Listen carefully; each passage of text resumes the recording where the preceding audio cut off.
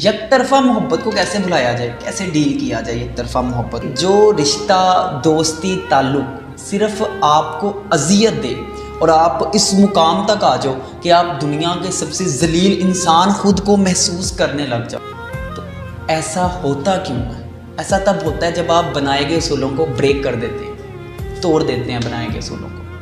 वो असूल जो माशरे ने बनाए थे, वो असूल जो हमारे दीन ने, हमारे अल्लाह ने, हमारे माँ बाप ने बनाए थे, आपने उनको तोड़ दिया और आप इस जिल्लत में घुस गए जहाँ पे आपको एक बंदे के पीछे बार बार भागना पड़े। इन असूलों को कायम रखना चाहिए, लेकिन मसला ये है जिसकी आदत पड़ जाए, जिसकी लत पड़ जाए, वो फिर कैसे छूटेगी। और बाज़ लोगों को तो यहाँ पे दर्द सहने की आदत पड़ जाती, बाज़ को दर्द देने की आदत पड़ जाती है।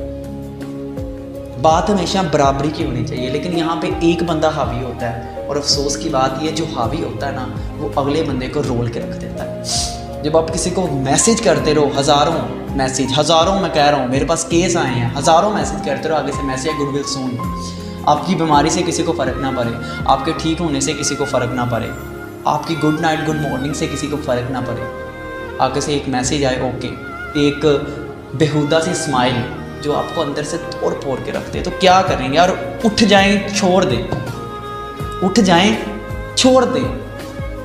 आप एक खालिस मोहब्बत किसी ऐसे बंदे को दे रहे हो जिसका हकदार नहीं। ये मोहब्बत उसको दें जो उसका हकदार है, जो हकीकी हकदार, जो आपकी एक पुकार पे कहेगा मेरे बंदे मैं तो सदियों से तेरा इंतज़ार कर रहा हूँ। अपने फरिश्तों को कहेगा, देखा ना मैंने कहा था ये आ जाएगा मेरी तरफ, मैंने इसको बोला था मेरी तरफ आ जाएगा।